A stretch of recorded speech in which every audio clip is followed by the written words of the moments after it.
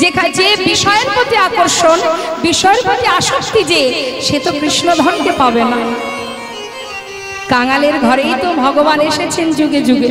আহা, দেখুন করুণাময় কৃপাময় নদিয়ার চাঁদ গৌর সুন্দর যখন গৌরহরির বিবাহের সময় হলো, বাবা মা বিষ্ণুপ্রিয়ার সঙ্গে বিবাহ দেবে, এমনই অবস্থা পরের দিন আজ গধূলি লগ্নে বিবাহ বাবা, কিন্তু আজ কি খাবো সেই অন্নটুকু ঘরে নেই, সেই চালটুকু ঘরে ছিল না।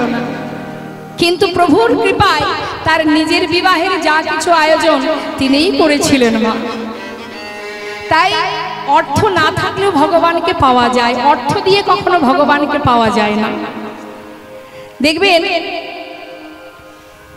এই যে বিদুরের ঘরে সাকর্ণ সেবা করেছিল হস্তিনাপুরে ভগবান কৃষ্ণচন্দ্র, জীবকে শিক্ষা দিয়েছে, জীবকে বুঝিয়েছে, রে জীব, হস্তিনাপুরে যিনি দুর্যোধন, ধৃতরাষ্ট্রের পুত্র দুর্যোধন বলেছিল, এসো সখা, আজ আমি তোমাকে নিজে হাতে রাজভোগ খাওয়াবো।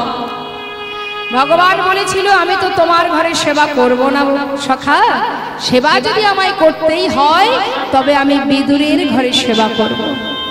সাকর্ণ সেবা করেছিল মা, শবরীর হাতের এঁঠো ফুল সেবা করেছিলেন ভগবান প্রভু রামচন্দ্র। এটাই তো ভক্তি, এটাই তো ভালোবাসা। নিজের মুখের উচ্ছিষ্ট ভগবানকে দিয়েছিল। কারা পারে এগুলো? ভক্ত যারা, যারা অন্তর থেকে ভালোবাসতে জানে, যারা নিজে কিছু সেবা করার আগে তার কথা মনে পড়ে যায় যে আমি তো সেবা করছি, এটা তো আমার গোবিন্দকে দিতে পারলাম না, তারাই পারে ভগবানকে ভালোবাসতে। লোকে বলে ভগবান খায় না, ভগবান সেবা করে না, তাকে ডাকলে সে আসে না। ডাকার মতো ডাকতে হয় তবেই সে আসে, সেবা দেবার মতো দিতে হয় তবে সে আসে। ডাকতে জানতে হবে, ডাকতে জানতে হয়। মীরাবাই ডেকেছিল ভগবানকে, তার ভজনেই গোবিন্দ তার সম্মুখে এসে দাঁড়াতেন। মীরা তাকে স্বামী রূপে ভালোবেসেছিল, যখনই ডাকতো তখনই সামনে আসতো। তাহলে ডাকার মতো ডাকতে জানো? আমরা তো পারি না। আমরা যদি একটু ডাকি আমাদের ভিতরে অহংকার এসে যায়, একটু যদি মালা জপ করি অহংকার এসে যায়, একটু যদি শাস্ত্র পড়েছি দু পাতা পড়লে অহংকার এসে যায়। হরি বল হরি বল। কি মনে মনে ভাবি আমি বড় পণ্ডিত, আমি সব জানি, আমি সব জানি। এবার নিজে জানি, অপরের খুঁত ধরতে শুরু করে দিই, এর এটা সমস্যা, ওর ওটা সমস্যা তার। আরে বাবা, তুমি কতটুকু এগুলি সেটা তুমি দেখো, কে কি করলো সেটা তোমায় দেখতে হবে।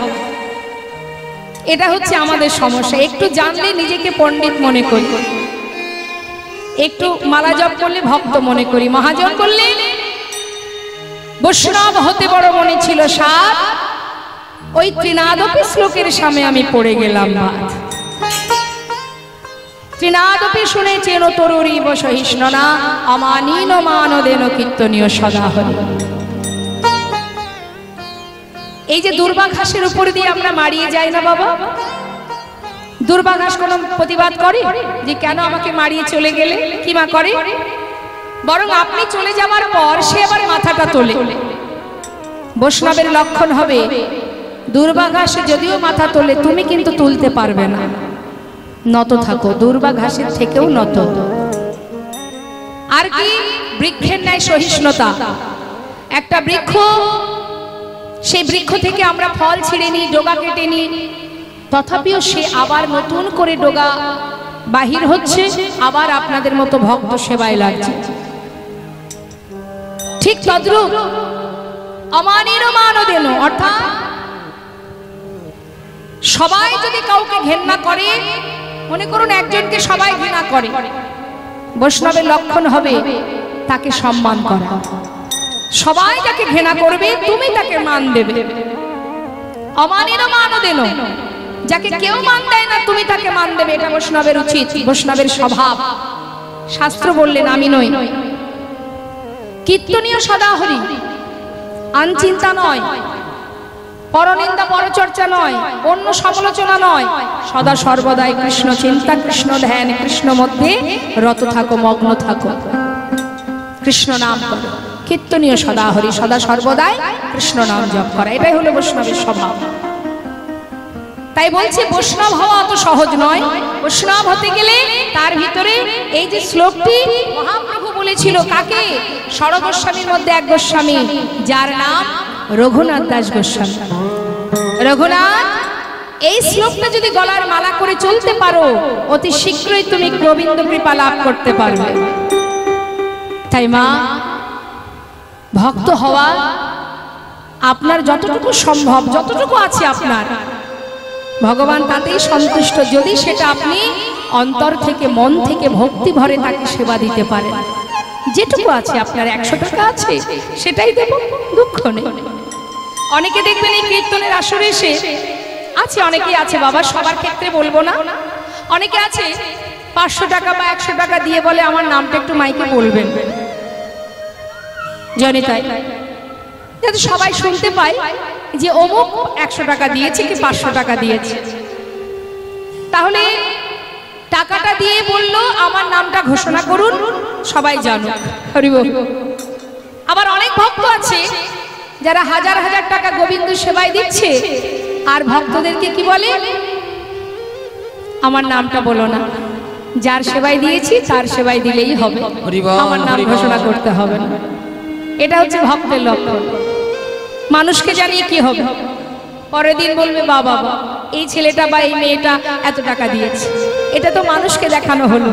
ভক্তি যদি পেতে হয়, কৃষ্ণ প্রেম যদি, তার ভালোবাসা, তার আশীর্বাদ যদি পেতে হয়, সমাজকে দেখে কি বা হবে। কিছু কিছু ভক্ত আছে, এটাই হলো ভক্তির লক্ষণ। জানার দরকার নেই, কারোর জানার দরকার নেই, প্রভু জানলেই হবে। নিতাই গৌর হরি বল, হরি বল। মন্দিরে, বাঁকে বিহারীর মন্দিরে, মন্দিরে ভোগ নিবেদন হলো।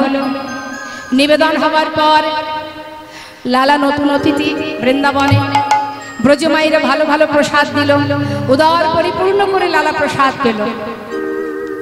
প্রসাদ পেয়ে ওই গোবিন্দ কুণ্ডের পাড়ে আবার রাত্রিটা ঘুমিয়ে কাটিয়ে দিল। সকালবেলা ঘুম থেকে উঠে হঠাৎ চোখ খোলা মাত্র দেখলো কি, সামনে এক বাবাজি দাঁড়িয়ে আছে। হরি বল, হরি বল। দেখুন না কিভাবে কৃষ্ণ কৃপা হয়। বৈষ্ণব সঙ্গ না করলে, বৈষ্ণবের কৃপা না হলে তো গোবিন্দ কৃপা হবে না। আগে তো সাধু সঙ্গ করতে হবে। আশ্রয় করিয়া ভজে তারে কৃষ্ণ না হিতে যে, আশ্রয় তো আগে করতে হবে, তাই না? তো আশ্রয় তত্ত্বকে যিনি আমাদের গুরু, হ্যাঁ, তখন বাবাজিকে সামনে পেয়ে তাড়াতাড়ি করে ওই বালির বিছানা থেকে উঠে করজোড়ে জিজ্ঞাসা করছে, বাবাজি তুমি কি বৃন্দাবনে থাকো? হ্যাঁ। নাম কি বাবাজি, পরিচয়? পাশে এক ব্রজবাসী বলে উঠলেন, উনি বৃন্দাবনের বাবাজি, ওনার নাম কৃষ্ণদাস বাবাজি। বাবাজি যদি তুমি বৃন্দাবনেই থেকে থাকো, নিশ্চয়ই তুমি বলতে পারবে কোথায় গেলে গোবিন্দের দেখা পাওয়া যাবে। বাবাজি জিজ্ঞাসা করলেন, তুমি কোথা থেকে এসেছো? তোমাকে তো আগে কখনো এখানে দেখিনি। বাবাজি আমার নাম লালা। লালা? দাঁড়াও দাঁড়াও দাঁড়াও, তোমার নাম লালা? তুমি কি সেই মুর্শিদাবাদ জেলার জমিদার লালা? বাবাজি এক সময় আমি জমিদার ছিলাম, আজ সর্বস্ব পরিত্যাগ করে শুধুমাত্র গোবিন্দের দর্শন পাওয়ার জন্য, তার কৃপা, তার দেখা পাওয়ার জন্য ছুটে এসেছি। আজ আর আমি জমিদার নই, একজন কৃষ্ণের দাস। আচ্ছা, তা তুমি যে গোবিন্দের দেখা পাবে বলে এসেছো, তোমার কি মন্ত্র হয়েছে, দীক্ষা হয়েছে? না। আচ্ছা, দীক্ষা না হলে কি আর তার দেখা পাওয়া যাবে? আগে তো তোমাকে মন্ত্র গ্রহণ করতে হবে। বাবাজি যদি তাই হয়, তাহলে আজ আমি তোমার চরণ শরণ নিলাম। সাধুর চরণ ধরি কয়লালা কৃপা করি, সাধুর চরণ ধরি কয়লালা কৃপা করি, সাধুর চরণে ধরি কয়লালা কৃপা করি, অধমেরে কর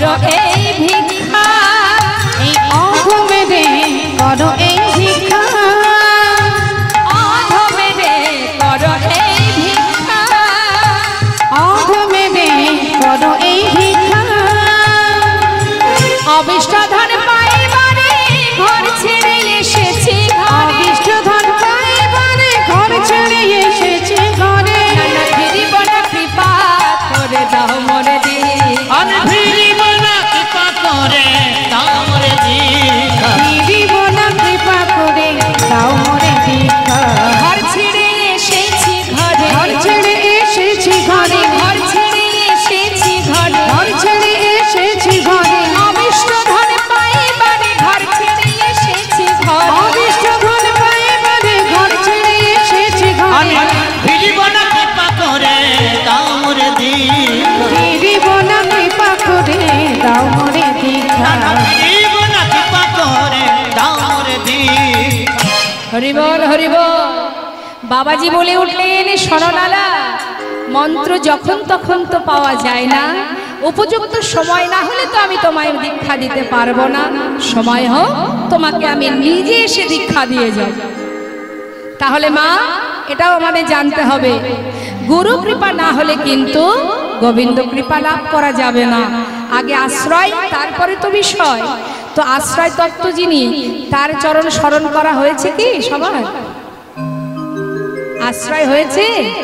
বাবা বাবা। তা গুরুর দেওয়া মন্ত্র মনে আছে তো, না সেই দিনই রেখে চলে এসেছেন? আছে তো সবার জানা? না থাকলে আবার গুরুর কাছ থেকে জেনে আনবেন, আসবেন, কিন্তু ভুলে গিয়ে বাড়িতে বসে থাকবেন না কিন্তু। হ্যাঁ, গুরুর কাছে যাবেন, আপনি আপনার মন্ত্রটাকে আবার জেনে নেবেন, কিন্তু প্রতিনিয়ত গুরু মন্ত্র জপ করতে হয়, তবেই তো ফল পাওয়া যায়। মন্ত্র জপ না করলে, গুরুদেব যে বীজ রোপণ করে দেন আমাদের হৃদয় ভূমিতে, সেই বীজ রোপণ করার পর আমরা সবাই জানি, সময় মতো বীজ রোপণ করে যদি তাতে জল সার না দেওয়া হয়, বৃক্ষ হয়? হয় কি? আপনি বাড়ির সামনে একটা গাছ বা একটা বীজ রোপণ করবেন, বৃক্ষ যে হবে, আপনার সেবা যত্নটা তো করতে হবে। তাতে কি হবে? আপনার সেবায় ধীরে ধীরে কি হবে? সে ফল দান করবে। ঠিক তদ্রূপ যে গুরুদেব আপনাকে বীজ মন্ত্র দান করেন, যদি আপনি নিয়মিত তার ভালোবাসেন, তার সেবা করেন, সেটা জপ করেন, তাহলে কি হবে? ধীরে ধীরে সেই বীজ থেকে বৃক্ষ হবে। ব্রহ্মাণ্ড ভ্রমিতে ভ্রমিতে যদি কোনো ভাগ্যবান জীব গুরু কৃষ্ণের প্রসাদে পায় ভক্তিলতা বীজ, মালি হয়ে সেই বীজ করে অর্পণ, শ্রবণ কীর্তন জল করায় সিঞ্চন, ক্রমে ক্রমে বাড়ি লতা ব্রহ্মাণ্ড ভেদি যায়, বিরজ ব্রহ্মাণ্ড ভেদি পরম ব্রহ্ম পায়। তদুপরে যায় লতা গোলক বৃন্দাবন, শ্রীকৃষ্ণ চরণ কল্প বৃক্ষে করায় আরোহণ। সেইখানে পৌঁছাতে গেলে আগে আশ্রয় তত্ত্ব আমাদের গুরু কৃপা লাভ করতে হবে। তাই সময় না হলে তো দেওয়া যাবে না। বেশ, তবে শোনো লালা, এইভাবে যদি তুমি মন্দিরে মন্দিরে প্রসাদ পাও আর এই বালির বিছানায় ঘুমিয়ে থাকো, তাতে তো আর গোবিন্দ কৃপা হবে না। গোবিন্দের কৃপা লাভ করতে গেলে তোমাকে এই বৃন্দাবনে কর্ম করতে হবে। জয় নিতা, এটাও জেনে রাখবেন মা, কর্ম না করলে কিন্তু ফল পাওয়া যায় না। তা এখন লালার কি কাজ বলছে শোনো, তোমায় বলি শোনো, আজ থেকে তুমি এই বৃন্দাবনে দাঁড়ে দাঁড়ে ভিক্ষা করবে। পারবে লালা? তুমি তো বড় জমিদার, এত সুখ, এত শান্তি, এত স্বাচ্ছন্দ্য তোমার জীবনে, সব ছেড়ে বৃন্দাবনে এসেছো কৃষ্ণের দেখা পাওয়ার জন্য। তা তুমি কি পারবে ভিক্ষা করতে? পারবো। বাবাজি কি করতে হবে আমায়? ধরো ধরো লালা ভিক্ষার ঝুলি কাঁধে, তুমি ধরো ধরো লালা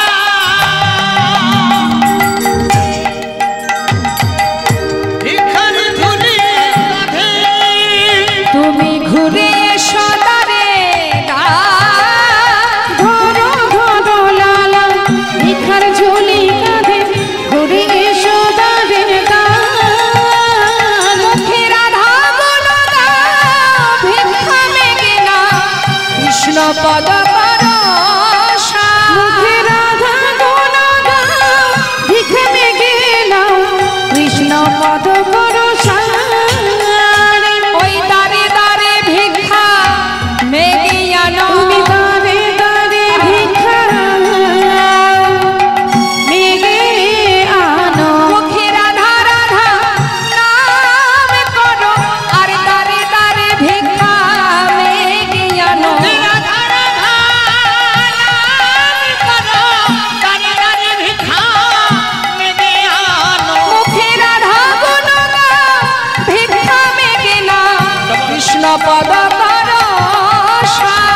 রাধা গুণ গাও ভিক্ষা মেনে নাও কৃষ্ণ পদ করো মস্ত বড় জমিদার লালা আজ তার কাঁধে ভিক্ষার ঝোলা।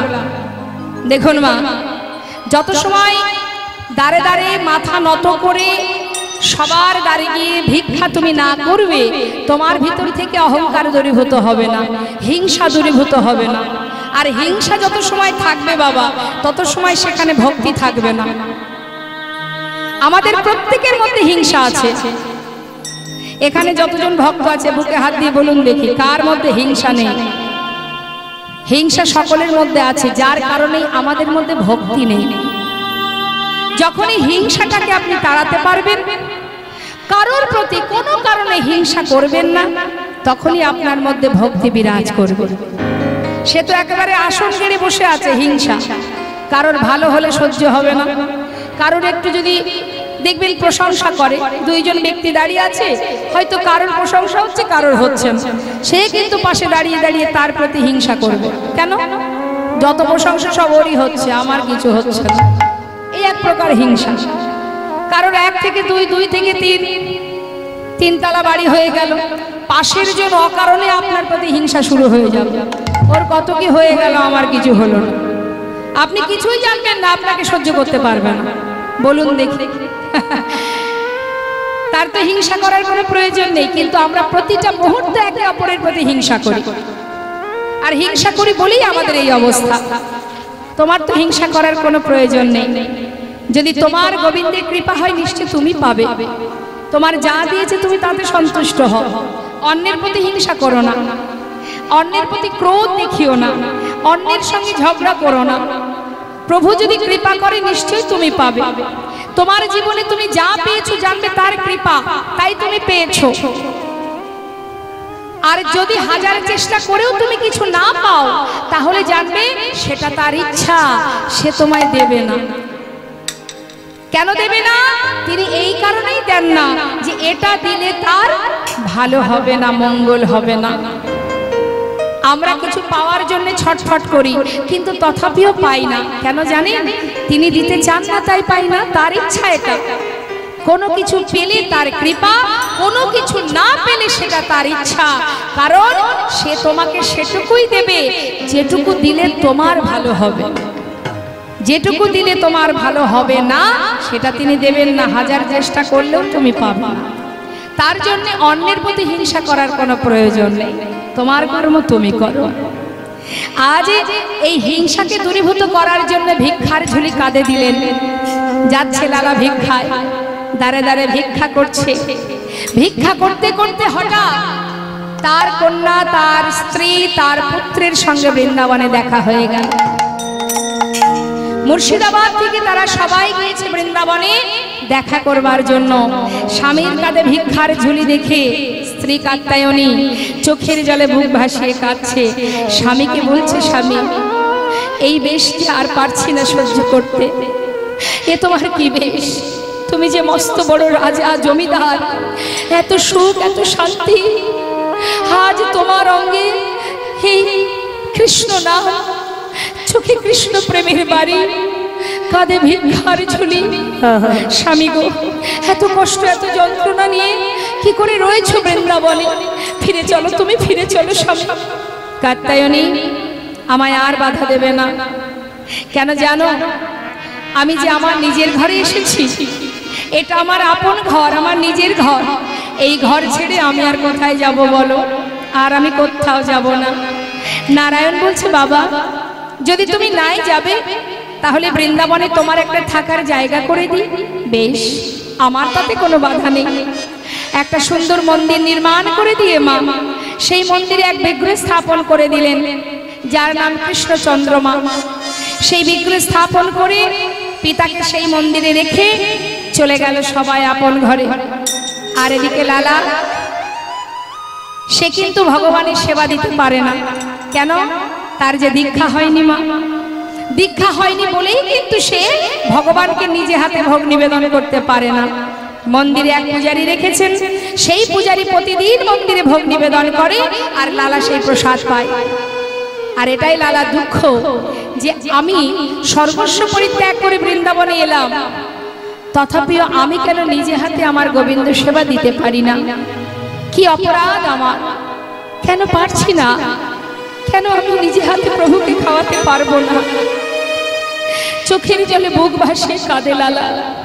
প্রতিদিন বিগ্রহের সামনে বসে বলে, প্রভু তুমি বলে দাও কি আমার অপরাধ, কেন আমি তোমায় সেবা দিতে পারি না? একদিন মনের কষ্টে বলে উঠল পূজারী,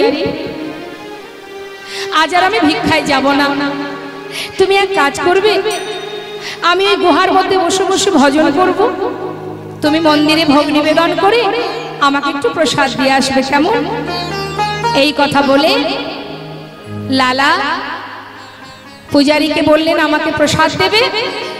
চললাম আমি ভজনে, গুহার মধ্যে বসে বসে ভজন করছে।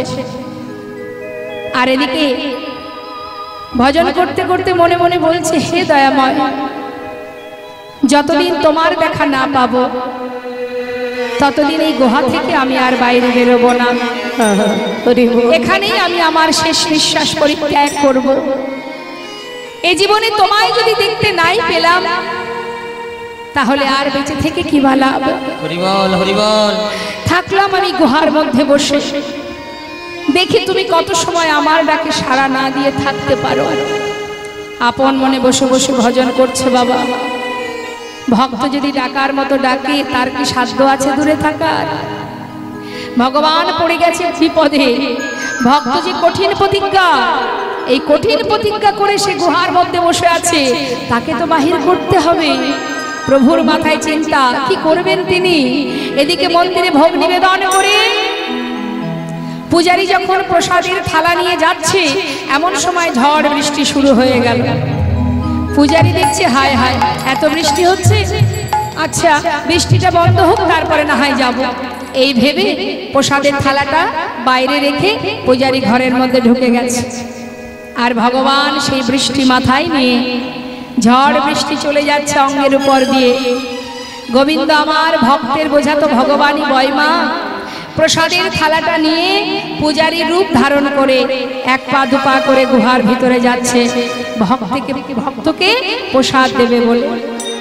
আর এদিকে গুহার ভিতর থেকে শব্দ শুনতে পাচ্ছে, ভজন হচ্ছে, শুনছে ভক্তের সেই ভজন, রাধে কৃষ্ণ গোবিন্দ গোপাল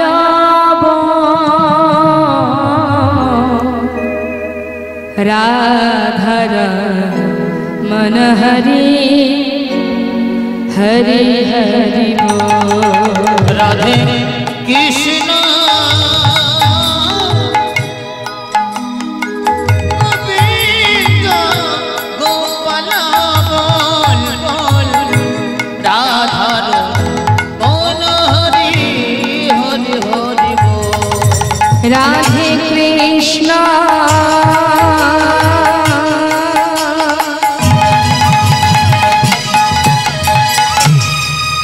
রাধে কৃষ্ণ গোবিন্দ গোপাল রাধার মন হরি হরি হরি বল। রাধে কৃষ্ণ গোবিন্দ গোপাল রাধার মন হরি হরি হরি গিরিধারি গবার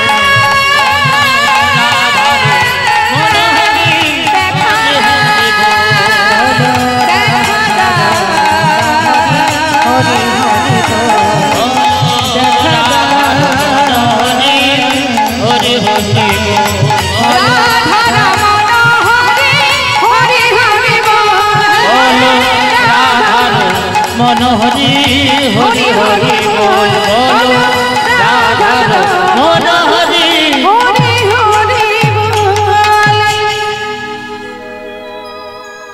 ভক্তের ডাকে ভগবানই সাড়া দেন বাবা। ভগবান ধীরে ধীরে গুহার ভিতরে এসে ডাকছে, ভক্ত অন্তরে ডাকছে। প্রসাদের থালা নিয়ে দাঁড়িয়ে মনে মনে বলছে, ভক্ত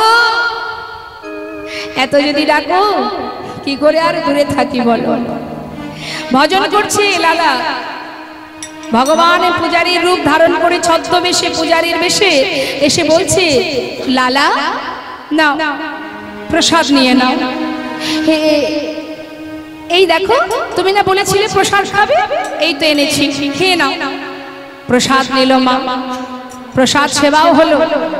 কিন্তু বাবা লালা কিন্তু প্রভুকে চিনতে পারল না।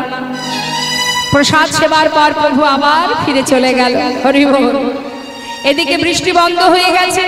মন্দিরের প্রকৃত পূজারী সে ভাবছে লালাকে প্রসাদ দিতে যেতে হবে। বাইরে এসে দেখছে থালায় একটা প্রসাদও নেই। নিশ্চয়ই কোনো ভক্ত এসে নিয়ে গেছে, যা তাতে আর কি আছে, মন্দিরে তো অনেক প্রসাদই আছে, একটু না হয় দিয়ে আসে। একটা সুন্দর পাত্রে করে প্রসাদ নিয়ে এবার প্রকৃত যে পূজারী গুহার ভিতরে প্রবেশ করেছে। ডাকছে, লালা লালা। কে? আমি পূজারী। প্রসাদ খাবে না? এই দেখো প্রসাদ এনেছি। প্রসাদ? আমি তো প্রসাদ খেয়েছি।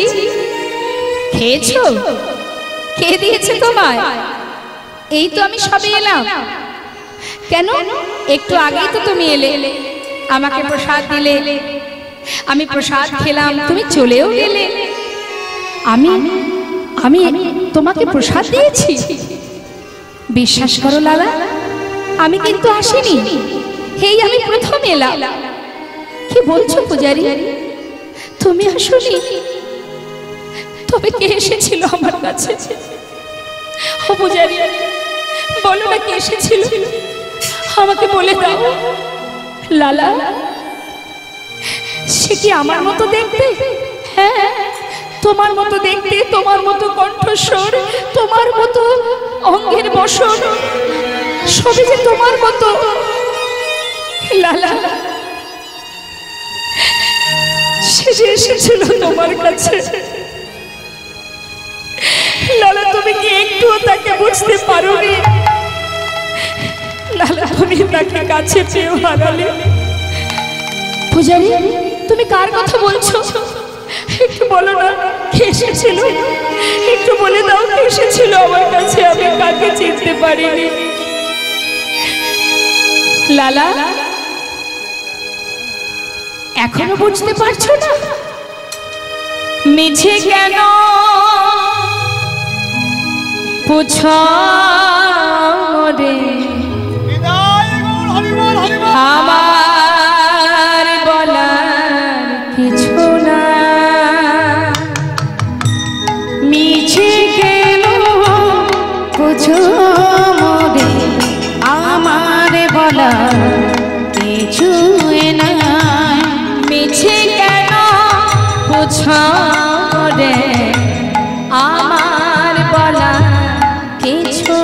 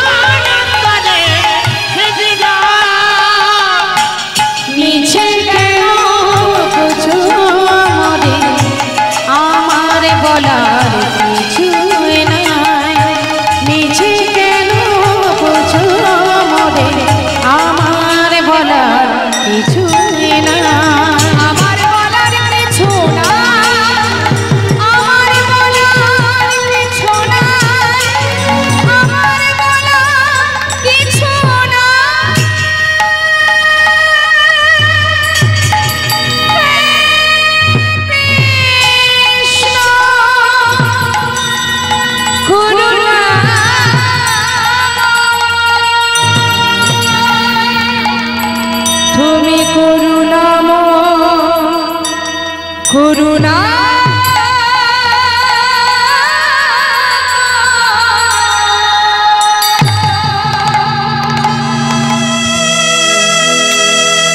ছুটতে ছুটতে মন্দিরের ভিতরে প্রবেশ করে জোরে বলে উঠলেন, বলো একটিবার বলে দাও। হরিবল হরিবল। কি অপরাধ আমার? কেন তুমি আমার কাছে এসে আমায় ধরা দিলে না? আর কত দয়াময়, আর কত বলো না মরে কাঁদাইছো কেন? হরিবল হরিবল। করেছো কেন ছলো না? বলো না মরে কাঁদাইছো কেন? করেছো কেন ছলো না? বলো না মরে কাঁদাইছো কেন? করেছো কেন ছলো? বলো না মরে কাঁদাইছো কেন? করিছো কেন চলো না? অনেক কেঁদেছি আমি, অনেক কেঁদেছি, কাঁদিতে পারি না।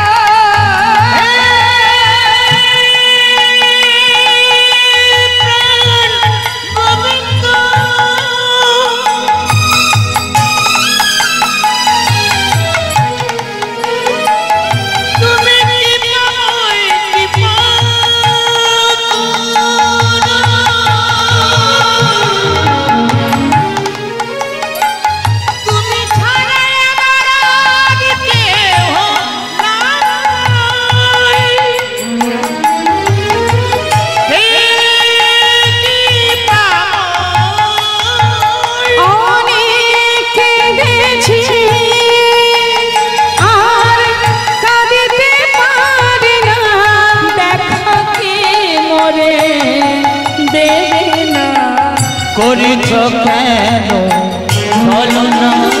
বলো না মরে কাঁদাইছো কেন? করেছো কেন ছলো না? বলো না মরে কাঁদাইছো কেন? করিছো কেন চলো না?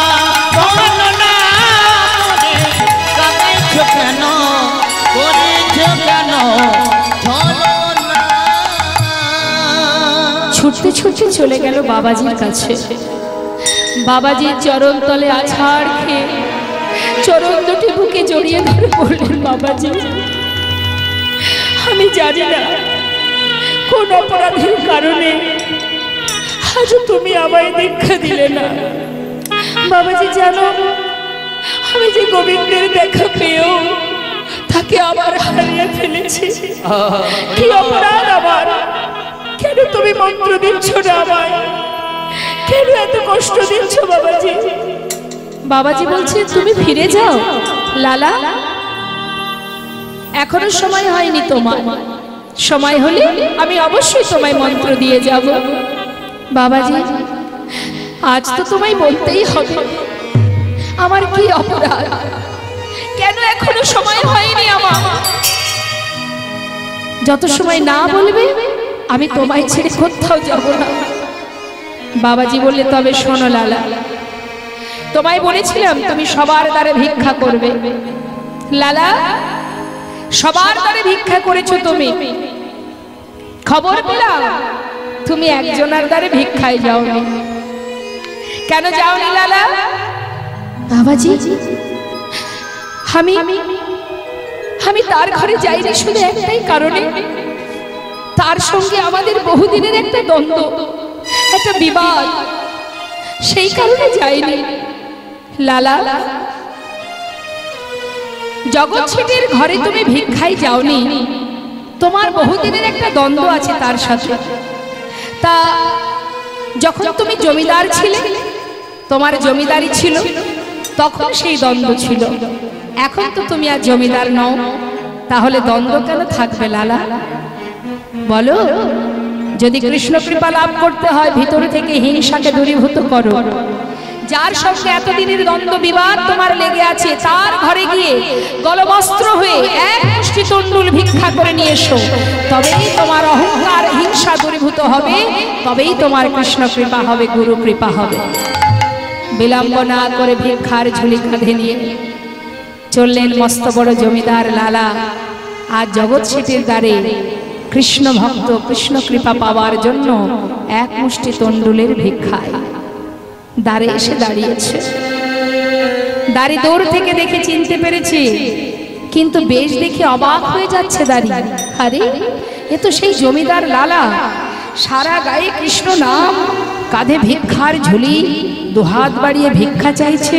হ্যাঁ, দেরি না করে কোনো কথা না বলে দাঁড়ি কিছু দামি দামি মূল্যবান রত্ন যখন ভিক্ষা স্বরূপ তাকে দিতে গেল, লালা তখন বলে উঠলেন, দাঁড়ি দাঁড়াও, যে ভিক্ষা দেবে বলে তুমি এসেছো, এই ভিক্ষা তো আমার প্রয়োজন নেই, এই আমি চাই না, আর তোমার হাত থেকে আমি ভিক্ষা নেব না। ভিক্ষা যদি নিতেই হয়, তোমাদের যে জমিদার জগৎ শেঠ, তাকে একবার ডেকে নিয়ে এসো। তবে এগুলো নয়, যা এনেছো এগুলো নিয়ে এসো না। আমি ধনের ভিখারি নই গো, আমি ধনের ভিখারি নই, ধনের ভিখারি নই গো আমি, ধনের ভিখারি নই, ধনের ভিখারি নই আমি, ধনের ভিখারি নই, ধনের ভিখারি নই গো আমি, ধনের ভিখারি চাই গো যে আমি এক মুষ্টি ভিক্ষা, চাই গো যে আমি এক মুষ্টি ভিক্ষা, চাই গো যে আমি এক মুষ্টি ভিক্ষা, চাই গো যে আমি এক মুষ্টি ভিক্ষা, দুয়ারে দাঁড়াই দয়া আমি ভিখারি নই গো আমি, ধনের ভিখারি না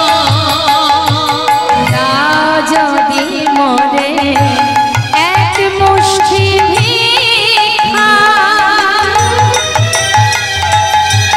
তবে হবে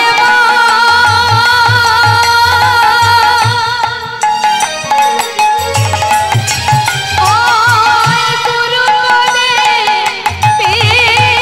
ভিক্ষা।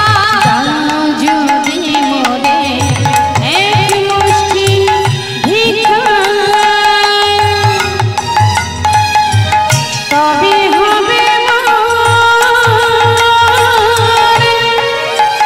ওই গুরুপদে ভিক্ষা।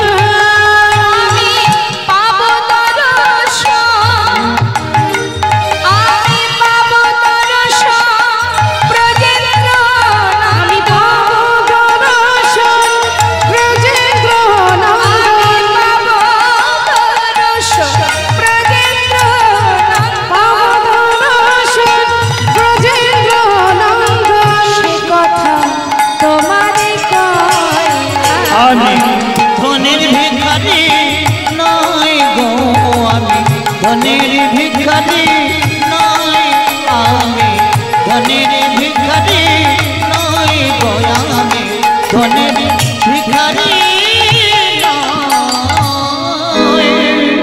দাড়ি দেখছি এত সহজে যাবে না। আমাদের বাবু জমিদার জগৎ শেঠের হাত থেকে ভিক্ষা নিয়ে তবেই যাবে। দেরি না করে ভিতরে গিয়ে জগৎ শেঠকে বললেন, বাবু আপনার চিরশত্রু আপনার দ্বারে দাঁড়িয়ে আছে, যার সঙ্গে বহুদিনের বিবাদ আপনার, সে আজ আপনার দ্বারে দাঁড়িয়ে আছে। বলো কি? হ্যাঁ বাবু, সে আপনার কাছ থেকে ভিক্ষা নেবে বলে অপেক্ষা করছে। এবার কৃপা করে আপনি নিচে চলুন। জগৎ শেঠ বলছে, সে কি বলছো দাঁড়ি? চলো দেখি, আমাকে একটু নিয়ে চলো, আমি নিজে সাক্ষাৎ দর্শন পেতে চাই।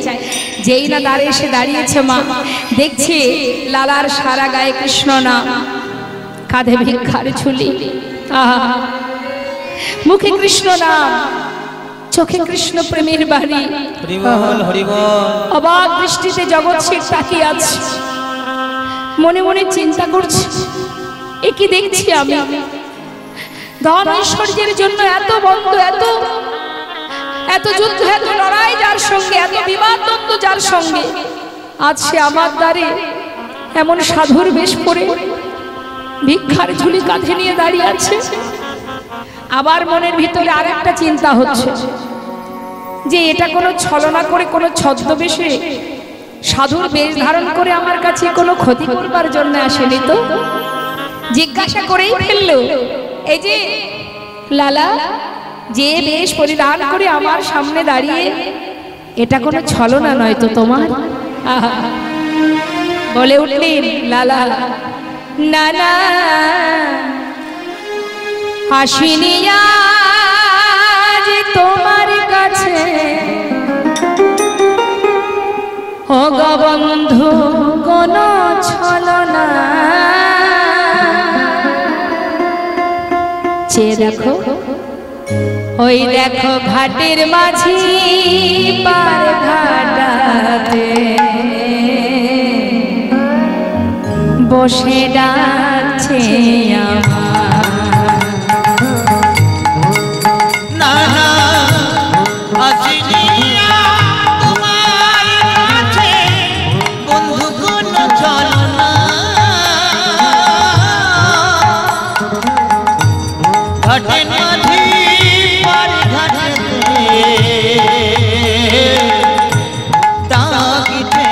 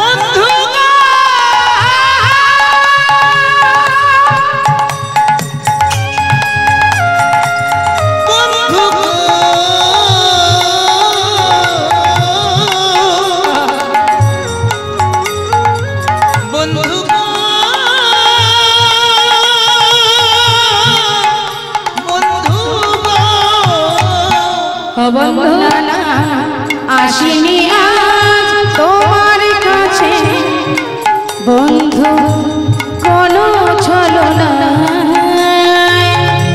ঘাটের মাঝে পার ঘাটাতে বসে ডাকছে আমার। যদি এক মুষ্টি দাও গো ভিক্ষা, তবে হবে গুরু পদে দীক্ষা। যদি এক মুষ্টি দাও গো ভিক্ষা,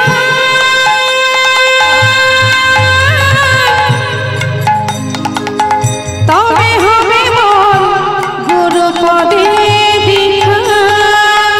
যাই গো আমার বেলা বয়ে যায়, যাই গো আমার বেলা বয়ে যায়, যাই গো আমার বেলা বয়ে যায়, ঘাটের মাঝি পার ঘাটাতে ডাকছে আমায়। ঘাটের মাঝে পার ঘাটাতে বসে ডাকছে আমার। বন্ধু গো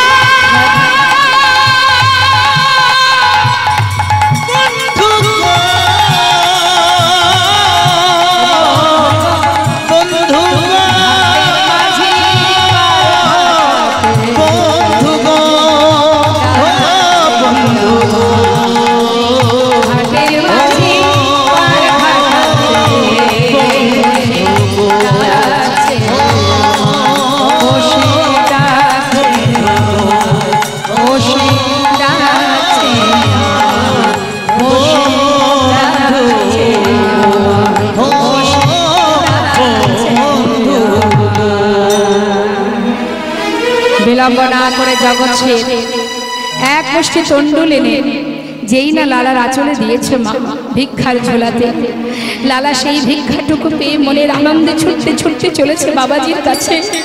বাবাজি, বাবাজি, এই দেখো আমি এনেছি ভিক্ষা। বাবাজি, যাদের সঙ্গে আমাদের বিবাদ ছিল তার ঘর থেকে ভিক্ষা করে এনেছি, এবার তুমি আমায় কৃপা করো।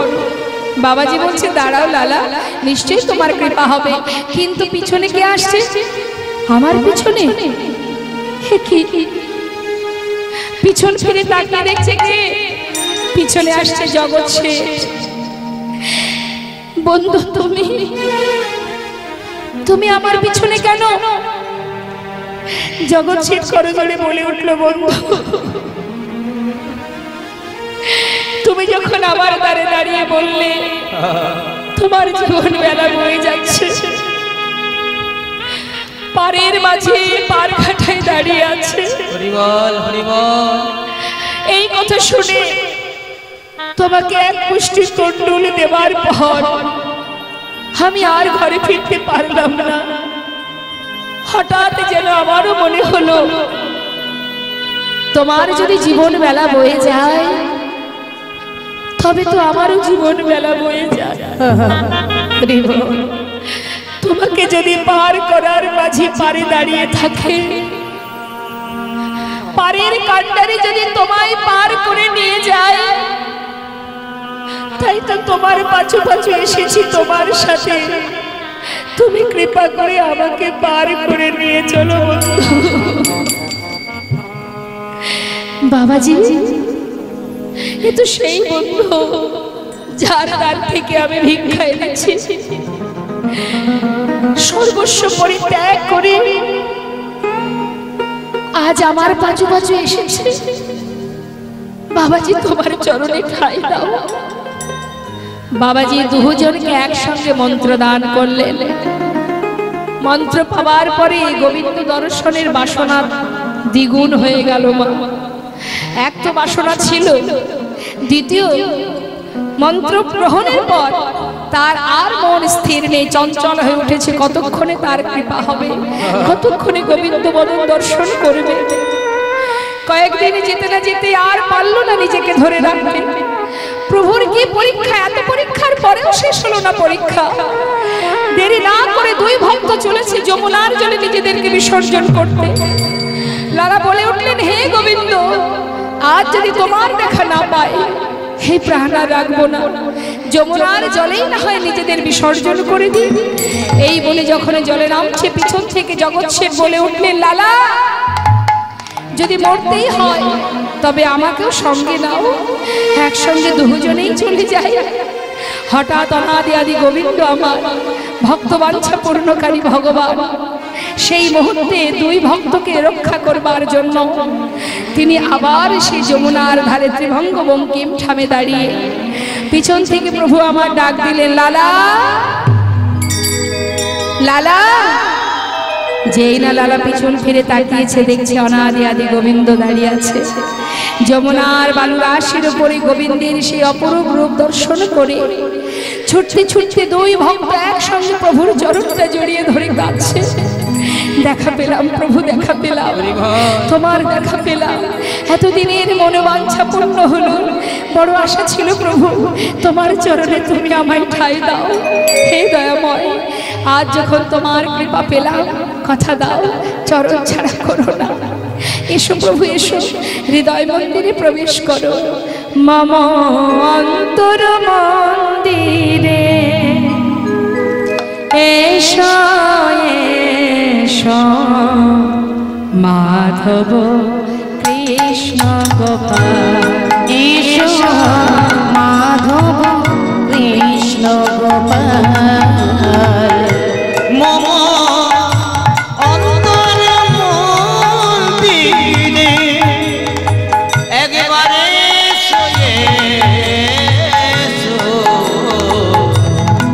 মাধব কৃষ্ণ, এসো মাধব কৃষ্ণ গোপাল। এসো, এসো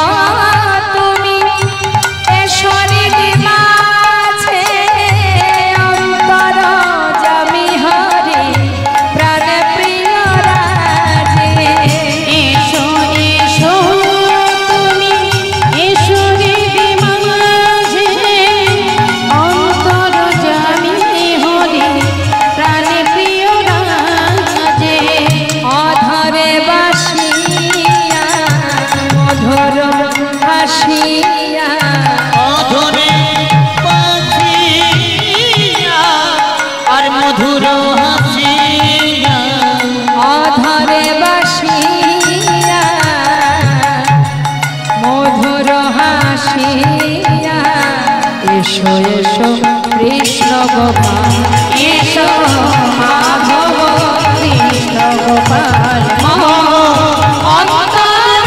মন্দিরে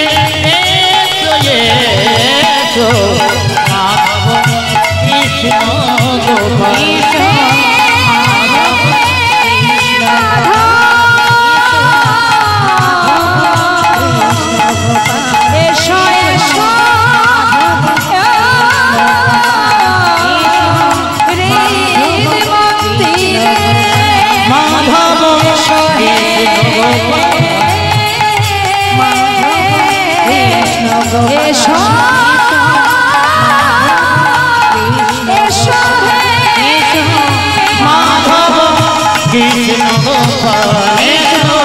মাধব কৃষ্ণ গোপাল জনিতা জয় গো জয় রাধেশ্যাম।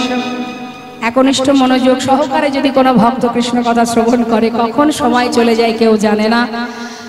সময়ের সাথে সাথে আমাদের সবাইকে চলতে হয়। তাই আমাদের ভক্ত ভগবানের লীলাকে এবার আমরা বিশ্রাম রাখবো। সবাই আমরা দর্শন করব ভক্ত ভগবানের মধুর মধুর মিলন। একবার সবাই মিলে দর্শন করব আর বদনে গাইব। সবাই বলবো ভক্ত আর ভগবানের মিলন হইল, ভক্ত আর ভগবানের মিলন হইল, ভক্ত আর ভগবানের মিলন হইল, ভক্ত আর ভগবানের মিলন হইল। প্রেমানন্দে বদন ভরে হরি হরি বল, প্রেমানন্দে বদন ভরে হরি হরি বলো, প্রেমানন্দে বদন ভরে হরি হরি বল। জনিতা জয় গো জয় রাধেশ্যাম। আমরা লীলাকে বিশ্রাম রাখলাম। সবাই মিলে আমরা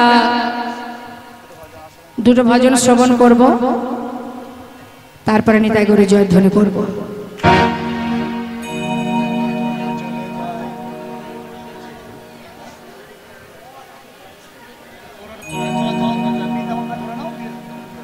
চলুন জনিতা জয় গৌর। চলো চলো চলে যা কোথায়?